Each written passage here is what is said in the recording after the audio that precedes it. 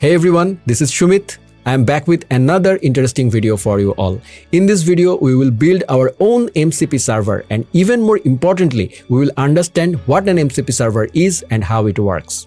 You see, in today's modern AI world, where everything is changing so rapidly, as developers, we need to figure out how we can add value to our work. We often hear that AI will replace us, but after watching this video, you will understand that in the world of AI, there could be even more new job opportunities for us, and that's where MCP Server can play a vital role. So for us developers, it's very important to have an understanding of how to build an MCP server and how it works. Because by using this, we can create many beautiful agentic workflows and can integrate various interesting features into our existing AI applications. That's why today's video is very important, especially for those who don't know much about AI but have a basic understanding of web development. I hope after watching it, you will have a clear idea about MCP server and how it works. Along with that, I will build an MCP server live in front of you using the official TypeScript SDK so that you get the complete picture. So, without any further delay, let's get started.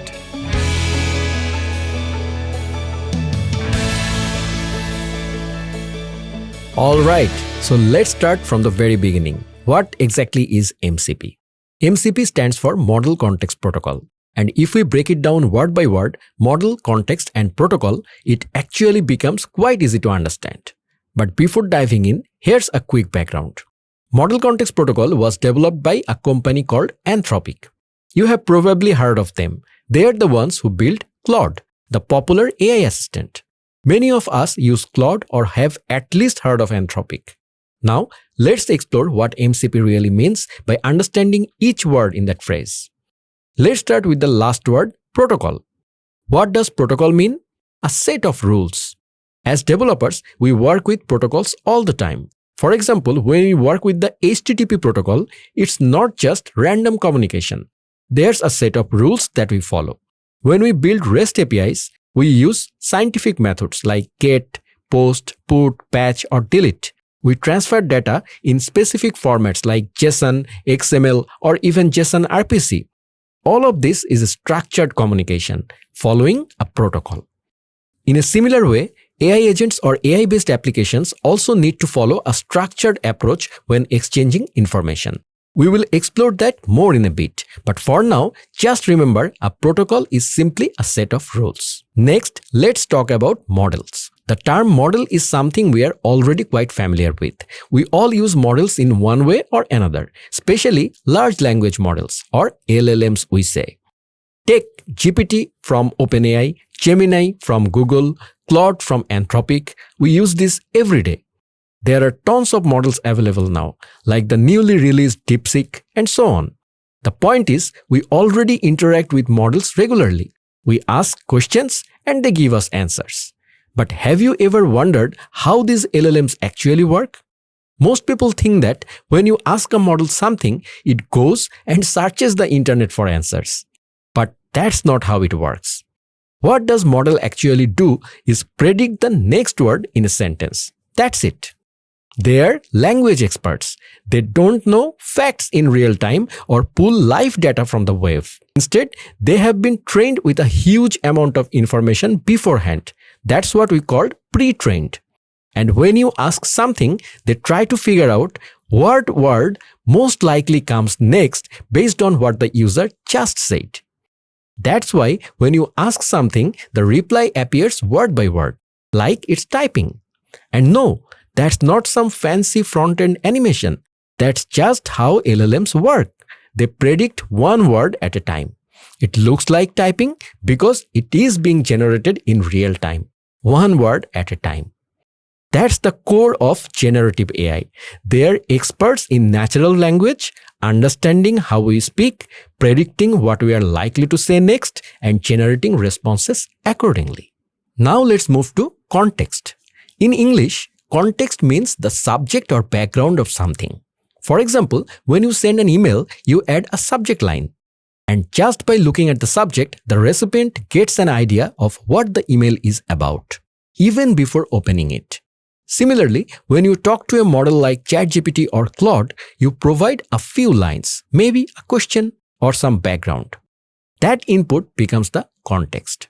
Now, here's the thing. The model's response entirely depends on the context you provide. It uses that context to start predicting the next word. If the model already knows what you are referring to, based on the context, it will give you an accurate answer. But if you don't provide enough context, it can't help you properly, even if it's a powerful LLM. Let me give you a simple example. Suppose you go to Claude and ask, "Who am I?" Will it be able to answer that? No, it won't. But if in a previous message you had told Claude, "Hey, I am Shumit," and then later ask, "Who am I?" it will say, "You are Shumit." Why? Because now it has context. So, context is just background information, and the better context you give, the better the model can respond. That's how these LLMs are designed to work. So, when we say Model Context Protocol, we are talking about a set of rules that define how to feed context into a model. Now, what is this context we are feeding? It could be any kind of external information, something outside the model's default knowledge. But here's the catch. Models don't magically know about your calendar, your emails, your database, or your files. So, how do you make that data available to them? That's where MCP comes in. MCP lets us feed these external pieces of information like your schedule, your project data, or anything else into a model, but in a structured and standardized way. And that's what makes MCP so powerful. Now that we understand what MCP is, let's talk about why we need it. Why did Anthropic even invent this thing in the first place? Let's think about how we use different code editors in our day-to-day work. One really powerful AI-equipped modern code editor is Cursor. I have installed Cursor just for the sake of this video to show you how it works. Personally, I don't use it regularly, but for this demonstration, it's perfect. So, imagine that this is your Cursor editor. And as many of you know, you can chat with Cursor while coding. You can ask it to explain something, generate code, refactor logic, etc. Now, let's say you ask Cursor something that depends on data from your local machine, maybe a large email database or your own personal documents. Can Cursor access that data by default? No, it can't. But what if, and this is the important part, what if you connect a custom-made component to Cursor? Let's call it an MCP server. If you connect your MCP server to Cursor, then here's what happens. Cursor still can't access your files directly. But now, when you ask it a question, it will turn to this MCP server and say, "Hey, do you know anything about this?" And the MCP server, since you have built it to connect with your files or databases, will fetch the relevant information, turn it into context, and feed that back to the model. Now the model has the necessary background to generate a smart, informed reply. And the best part? You are not limited to just one connector. You can connect multiple MCP servers to your application. That means you can compose servers. Let's walk through a real example, something I will actually show you later with live coding in this video. Say you ask Cursor, "Do I have any meetings today?" Now to answer that, the AI would need to access your schedule, right? Let's say you use Google Calendar to manage your meetings. Can Cursor directly connect to your Google Calendar? No, it can't. And not just Cursor, ChatGPT or Claude can't access your calendar either. Not unless you manually build that integration. But here's the thing. What if you want this to work universally? Like no matter where you ask the question from, you might ask it from Cursor today, someone else might ask from ChatGPT tomorrow. In both cases, we want them to access your calendar and return the same result.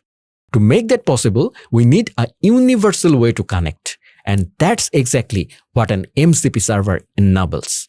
If you create an MCP server that follows the protocol and hooks into your calendar, then any AI application that supports MCP can connect to it and get the right context. That's why MCP is so powerful. And the best part, you, the developer, are the one who will build these MCP servers. This isn't something regular users can build. You need coding skills for this. So, AI will not replace us. Let's compare that with what used to happen before. For example, today, ChatGPT lets you do web searches. You can just ask it to find something online and it will fetch the result. But this feature is only there because OpenAI, the makers of ChatGPT, built it into the app. Now imagine your own product, like my Logic-Based Labs website. Let's say students come to the site and ask questions through a chat box you have built. That AI assistant belongs to you. It's part of your software. You can connect it to any model, maybe GPT, Claude, whatever, that understands natural language only. But you still need to feed it the right information so it can respond meaningfully. So what do? You build your own MCP server, maybe using Node.js or Python or Java or C#, whatever tech stack you are comfortable with. This MCP server is a completely standalone app. Now you also build your chat interface, the UI where students type questions. You connect it to the LLM like GPT or Claude and to your custom-built MCP server. Here's the best part. Your MCP server is now independent and reusable. Even better, let's say the data inside Logic-Based Labs website changes in the future. No problem. You don't need to rewrite the connector logic. The code that fetches and formats the data stays the same. The content might change, but the structure is stable. But if you didn't use MCP, what would you have to do? You need to build everything into your client. Every AI assistant would need to carry the burden of logic, context building, and data retrieval. If anything changed, say your GitHub repo structure, your schedule format, or your database schema, you would have to go and update every single client individually. And that's a nightmare. Let me give you another solid example. Suppose you want to connect your GitHub to Cursor. You want to say something like, hey, push my code to GitHub, and it just works. To make that happen without MCP, what would you need to do? You would have to read through the GitHub API docs, then write integration logic, figure out authentication, and so on. It's complex. It's messy. But imagine if GitHub themselves just released their own MCP server, then all you would need to do is plug it into Cursor, and it works. You don't write any integration code. That's the magic of MCP. And the good news is GitHub already released their official MCP server and you can use it right now. So I hope you now see the bigger picture. MCP servers are a game changer. They don't just reduce workload, they create new job opportunities for developers like us. This isn't going to replace your job, it's creating new, valuable work that didn't exist before. Now let's check out the official MCP documentation. Things will start feeling much clearer now. So what does the definition say? MCP is an open protocol that standardizes how applications provide context to LLMs. Yep, exactly what we have already talked about. And then comes a brilliant line from the docs. Think of MCP like a USB-C port for AI applications. Let's pause here because this analogy is super important. Think about the USB-C port on modern devices. We all use it. But remember how things were before? Back in the day, your computer would have tons of different ports like HDMI, VGA, USB-A, audio jack, you name it.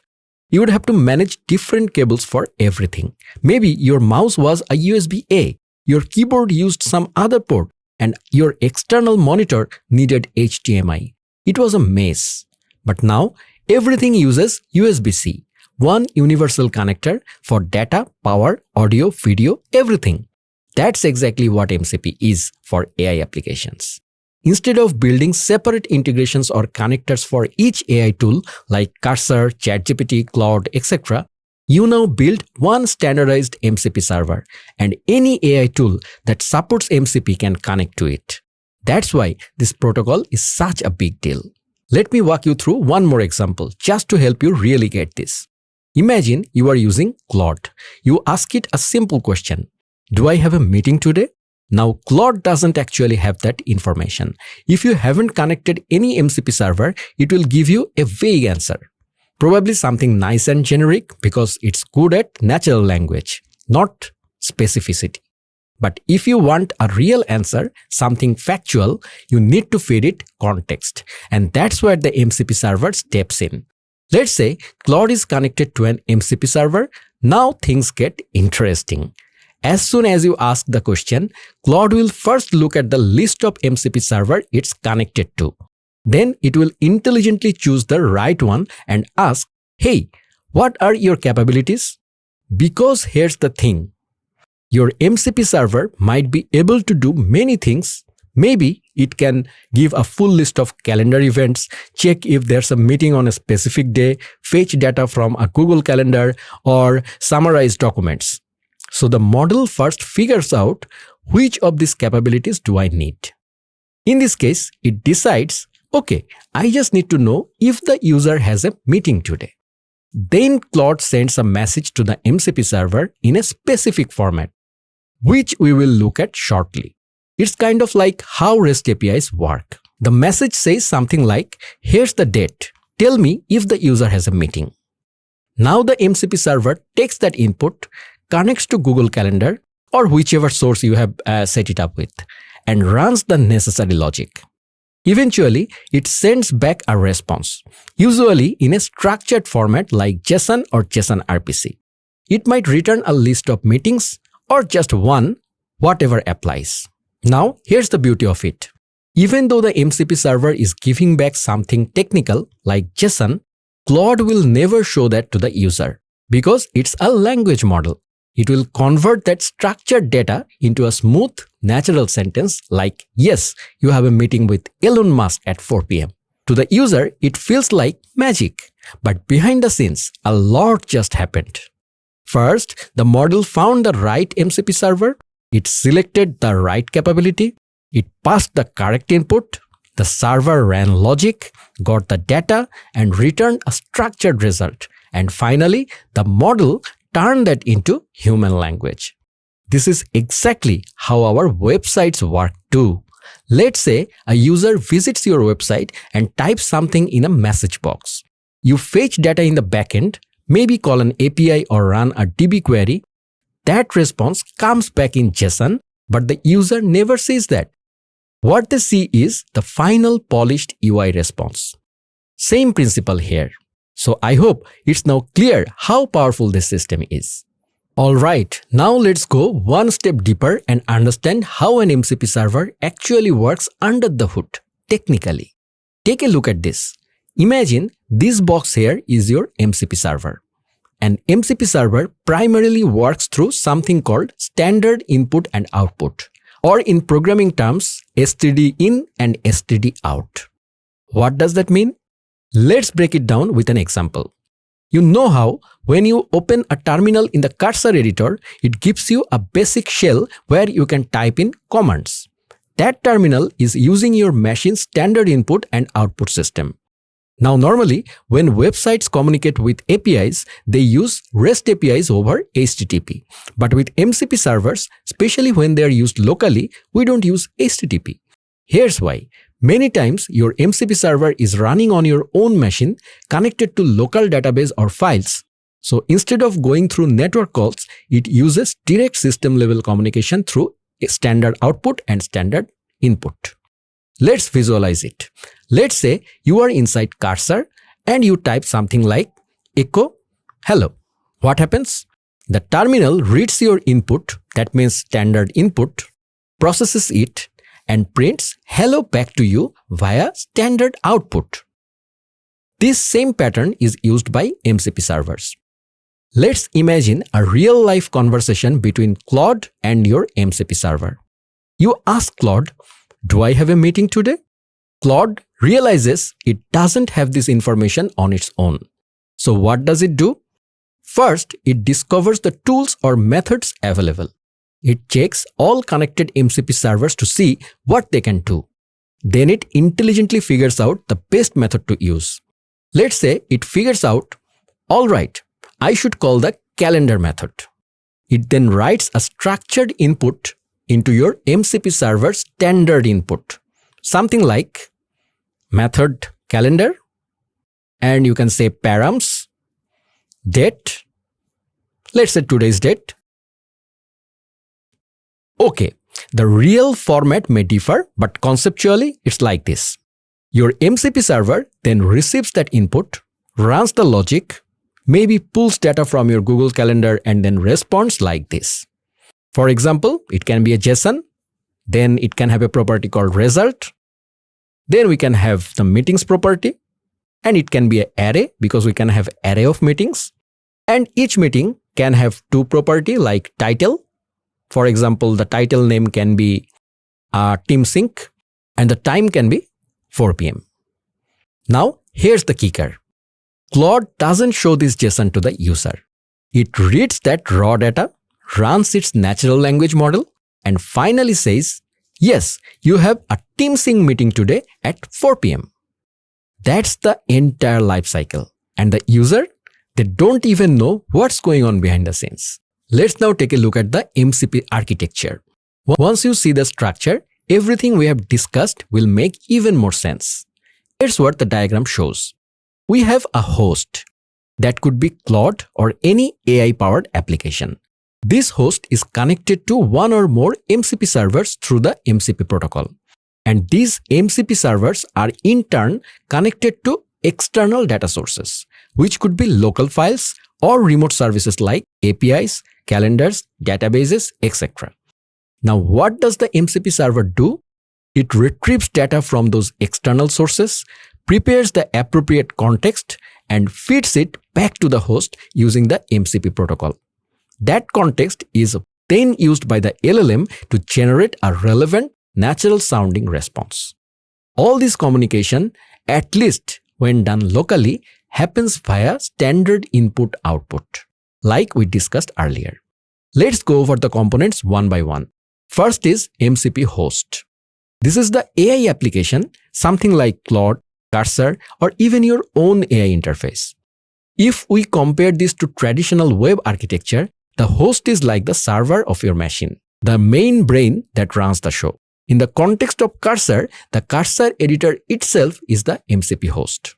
Next, we have the MCP client. So what's the client in this context? Well, in web development, think of a user's browser as the client, not the user themselves, but the actual browser that sends requests and receives responses. In the MCP world, the MCP client is the internal part of the host that connects to MCP servers. Let's take Cursor again as an example. If you go into Cursor settings, you will see something called MCP tools. That's where you can add any custom MCP server. So Cursor has a built-in client that lets you plug in your own server. If you are building your own editor like Cursor, you would need to write this client logic yourself to handle things like discovering servers, formatting requests, and reading responses. Good news is there's already a spec and libraries to help with that too. Then of course comes the MCP server, which we have already talked about at length. It's the tool you build that knows how to fetch or generate context from files, APIs, calendars, anything. You can make it with Node, Python, Java, anything you like. As long as it follows the protocol, it will work. And remember, it can be reused across different AI apps. That's the beauty of MCP. Last but not least, we have the data sources. Your MCP server needs to pull data from somewhere. That somewhere could be a local SQLite or PostgreSDB, your file system, an external API like Google Calendar or GitHub, a third-party SaaS dashboard, or anything else that holds relevant context. The point is, you abstract away the data handling into your MCP server. So the AI host doesn't care how the data is fetched. It just gets structured context in return. So to recap, the MCP host is your AI application like Claude, Cursor, or a custom app. The MCP client is the bridge inside the host that connects to external MCP servers. The MCP server is what you, the developer, build to deliver context. And the data sources are whatever backend services or files hold your knowledge. Everything talks to each other via the MCP protocol. And locally, it all happens through the standard input-output, like a conversation between programs in the terminal. So that's the whole summary in one go. I hope you understand now. Alright, let's now quickly build an MCP server, and for that we will be using TypeScript SDK. Now if you look at the documentation, you will notice that there are many SDKs available. You can build MCP server using C#, Java, Kotlin, Python, Ruby, Swift, even for mobile, and of course TypeScript, which is essentially JavaScript with superpowers. And since JavaScript is like our mother tongue on this channel, we will naturally go with TypeScript here. Now, don't worry, this won't be super technical. I'm not going to sit and code line by line with you, but I will walk you through the important parts so you get a clear understanding. What you will find is everything we'll be doing here is stuff you already know, because this is still just regular coding. You are going to build a backend service just like you have done hundreds of times before. The only difference is that now your application will be part of the MCP ecosystem. Think of it like this. As a developer, you are not switching careers. You are not abandoning your current skills. You are still doing what you have always done: writing logic, structuring data, or managing APIs. The only shift is in where you are plugging that code in. Instead of just serving HTTP requests or returning React components, now your code will be used to feed context into LLMs, large language models. And that right there is the bridge into the AI world. Let's be real. In today's world, just building yet another CRUD application isn't enough. If your app isn't deeply integrated into the AI ecosystem, it's going to get left behind. If you understand concepts like MCP, if you know how to build and expose structured context to any model, then you are not just a developer anymore. You are an AI-enabling developer. You are building the infrastructure that connects real-world data to AI applications, and that's huge. That's why I truly believe this whole MCP ecosystem is going to explode in the coming months and years. I believe companies all over the world are going to start building and publishing their own MCP servers, just like how everyone now builds APIs or SDKs. Soon, we will reach a point where people won't visit your company website to fill out a form or read static FAQs. They will just ask a question inside ChatGPT, Claude, or Cursor like, "What are the pricing plans for logic-based labs?" And they will get a response not because those models are trained on your website, but because you have built an MCP server that gives them real-time, personalized, authenticated data. So yes, let's go ahead and build our very first MCP server quickly and in a way that's easy to follow. Because ultimately, this is where developers like you belong, bringing together at the best of your coding skills and applying them inside the AI universe. So, to build an MCP server, we have landed on the official GitHub repo page for the MCP's TypeScript SDK. I have shared the link in video description. You can check it from there. Now, from those of us who don't know TypeScript, there's nothing to worry about, because we know that TypeScript is basically a superset of JavaScript. So even if you're not familiar with TypeScript, it's totally fine. You can write your own code in plain JavaScript, and since every valid JavaScript code is also valid TypeScript, you are good to go. And if you are a regular JavaScript developer, you will find everything here familiar, just like you would expect from any typical docs. They have provided a small, simple template for a TypeScript server. It's a single minimal server setup, and that's exactly the template I would use to build my own server.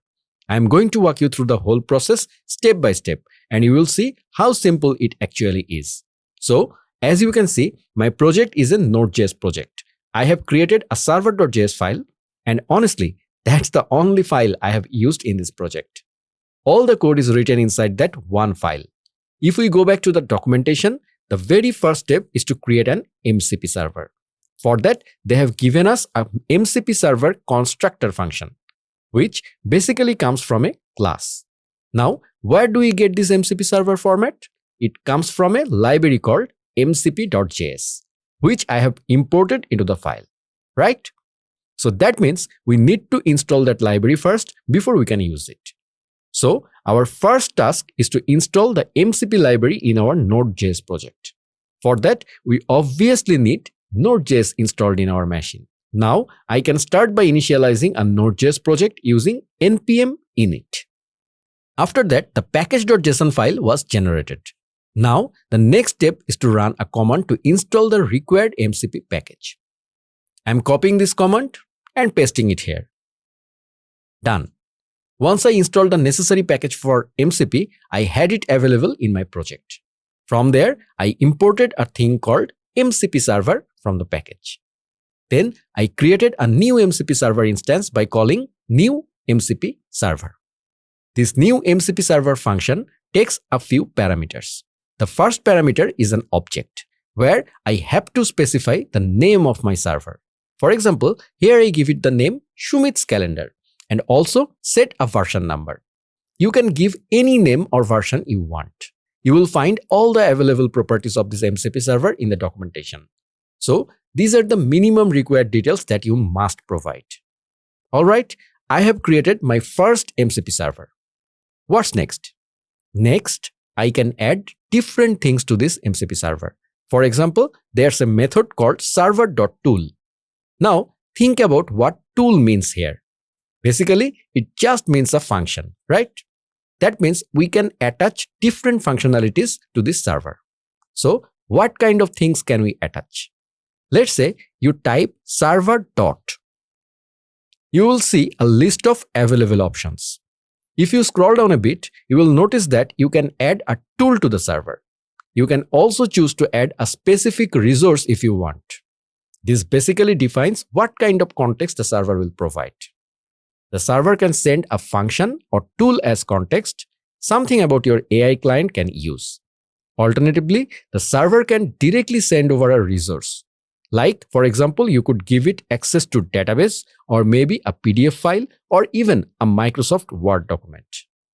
In cases like this, we use server.resource. But at the end of the day, it all works pretty much the same. Besides that, you can also call server.prompt, where the server provides a prompt as the response. You have probably seen AI apps that have a button like Enhance the prompt. That's because many users don't always write clear or well-structured prompts. So, improving the prompt is necessary.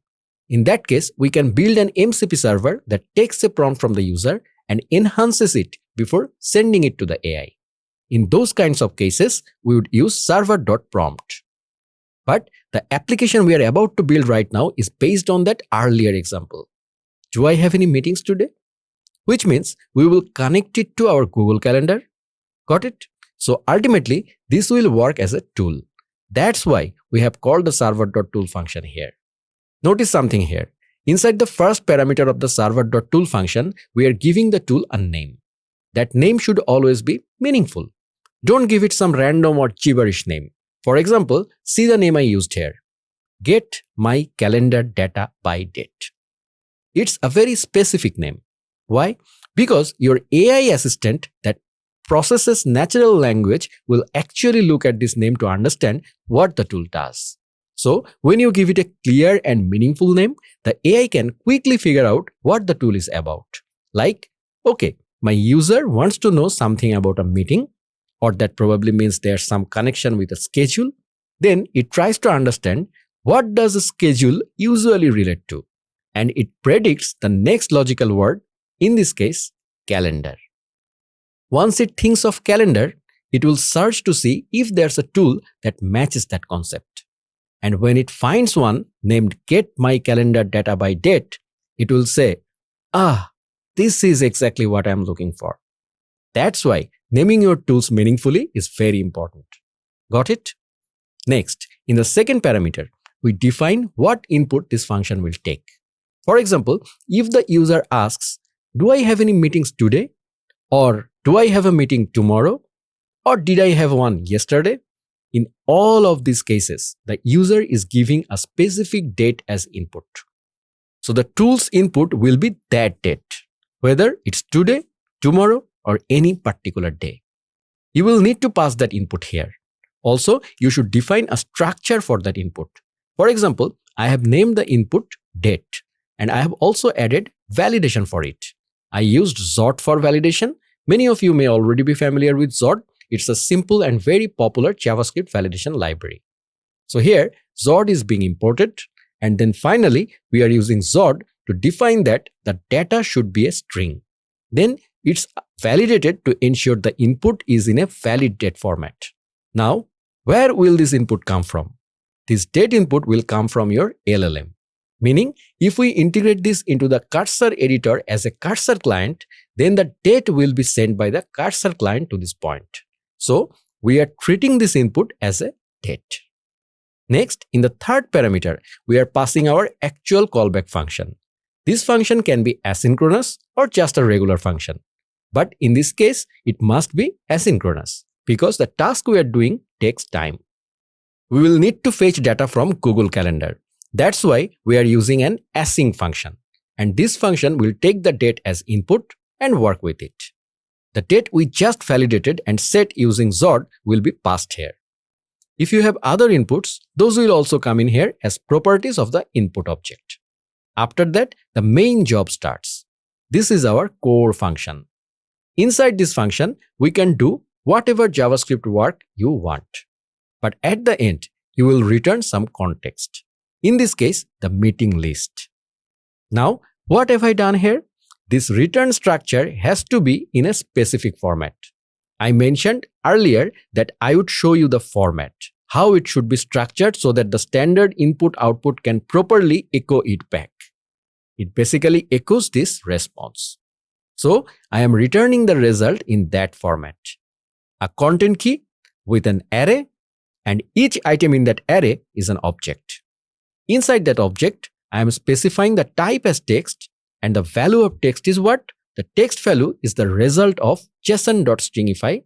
I have taken the date and passed it to a function called getMyCalendarDataByDate. That's an async function that will call another actual function and get the data.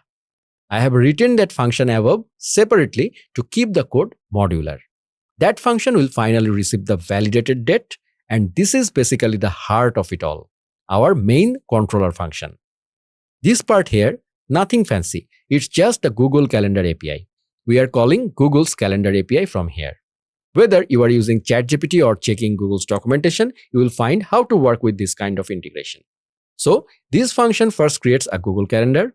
To make that happen, I need some environment variables because I have made this calendar public. That's why I got a public key from Google Cloud and used that for authentication. Next, I have done some validation.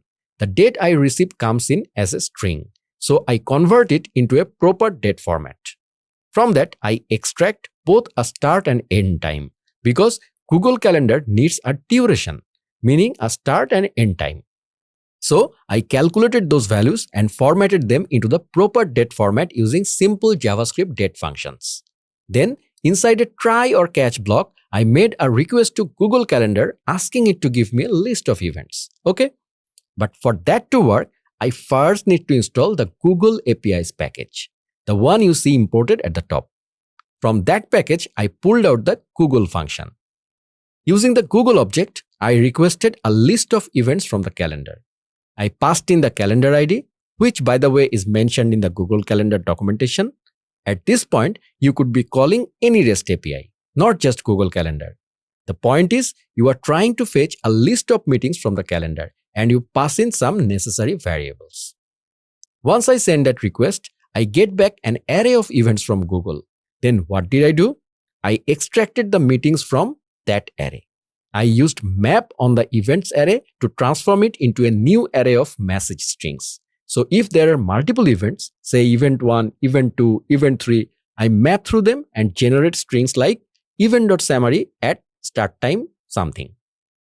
For example, if an event title is Meet with Elon Musk, then it will return something like Meet with Elon Musk at 4 p.m. Got it? That's how it works. If there are multiple meetings, this function will return an array of meeting strings. Since I am using map, I check if the meetings array has more than 0 items. I just return an object with a meetings property containing those strings. That means the returned object will have something like an object, meeting, and there are some meetings in an array. Of course, make sure to use meaningful names when returning them. And finally, if there are no meetings, it returns an empty array. Clear? Now about error handling, inside the try block, if the Google API is down for some reason or there's any kind of network error while making the request, I catch that error and return an object with an error property that holds error.message. In other words, I return the actual error that occurred. So basically, this is a controller function. This is where we did the main logic. Now, inside this function, you can perform any different tasks. After that, there's server.tool. I already mentioned earlier that I created this tool inside my server object. And finally, I had to tell it that I want the communication to happen through STDIO, which means standard input and output. Since I am running this locally and connecting from my own machine, I need the system to understand that the transport will happen through standard input or output. That's why I call the new STDIO server transport function. This function actually comes from that same MCP server package I installed earlier. I just imported it from there. Honestly, this part is just copy-paste code, basically something you memorize or reuse. It's directly from their documentation.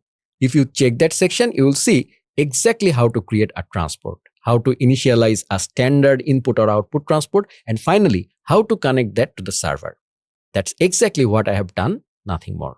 To avoid writing top-level async await, I wrapped everything inside an async function, and finally, I called that initialization function.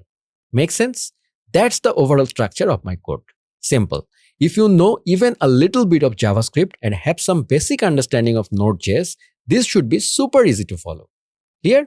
If you are comfortable with Node.js, this is just another typical application. Okay, so now let's install the necessary packages required to run this. For example, I will need an .env file here. Yes, I am creating a .env file because I have a few environment variables that I will store here. Along with that, I need to install some packages. One is .env so that we can read values from .env file. I will also need to install the Google APIs package, and since I have used Zod, I will need to install Zod as well. So, as you can see, this is a simple setup, but just imagine how powerful this can be depending on how we use it. The potential of the application can be huge. Now that all the packages are installed, my next step is to paste those environment variables into the .env file. So I have just pasted them here. These include the Google public API key and the calendar ID. If we search for the public API key here, we can see it clearly. Same goes for the calendar ID. If you search for it, you will notice that I am reading this calendar ID from the env file. So I have placed both of these in the right place. Clear? That means my project is now ready to run. All set? Now let's start the server. So I can simply run the command node server.js.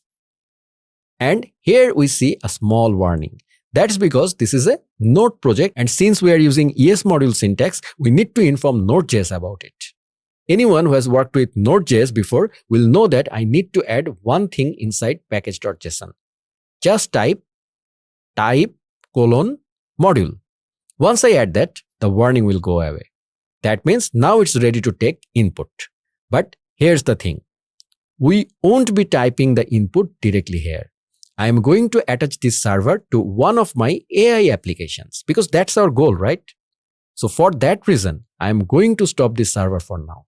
Okay, now I will go to my cursor settings. So let me navigate to the cursor settings. Once I am there, I will go to the MCP tools and click on the Add Custom MCP button. Here, the way you add this can differ from one application to another. For example, with Cursor, you do it in one way.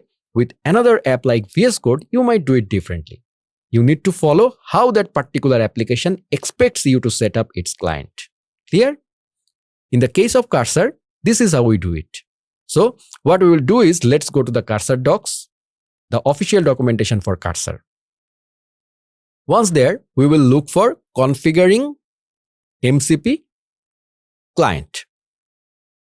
If I search for that and go to that section, you will see the JSON structure they require. It says we just need to put this particular object inside. Okay? For MCP servers, you can add multiple servers inside this object if you want.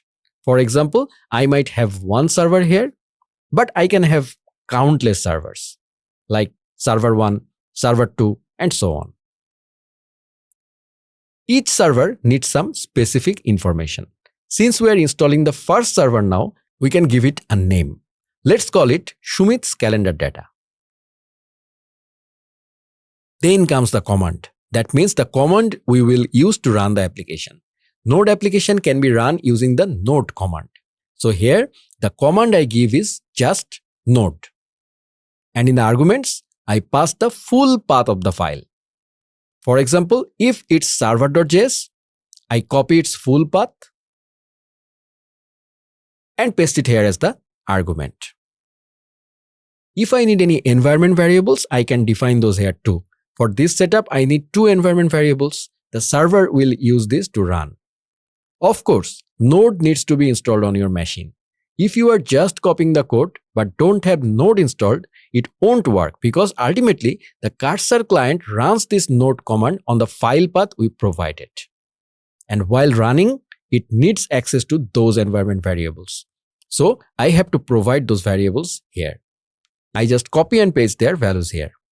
So the part about adding my MCP server is done. Now, if we close this and go to Cursor settings, you will see that there is a tool enabled called Shumit's calendar data. It's showing red right now for the first time, so I might need to restart. I gave it a restart. Yes, now it's green and clear, so it's active and running. Now, if I close this and open the Cursor chat window, if I ask it a question like, do I have any meeting today? Watch what happens. It shows generating. What it's actually doing is trying to find out today's date by searching Google.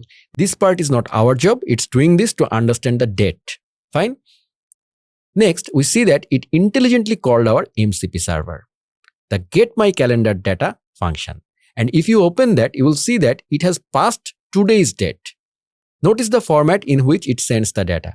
Actually, this thing internally pastes the data into our standard input-output as well. Then, when you run the tool, the MCP server picks it up from the terminal, grabbing it from the standard input. See, the result you get is an array of meetings, right? At least that's what I sent in my format. Look, it did not send gibberish array to the end user. Instead, it said, yes, you have one meeting today, meeting with Elon Musk at 4 p.m. Meaning, in my calendar, it found one event on this date at 4 p.m. I have a meeting with Elon Musk. If I go to my Google Calendar, you can see here on the 18th, I do have a meeting from 4 p.m. to 4:30 p.m. with Mr. Elon Musk. Sorry, Elon Musk will never meet me, but it's just for fun. So it ultimately replied with that information, and it did so very nicely. We can try asking if I have any meeting today in Bangla language as well.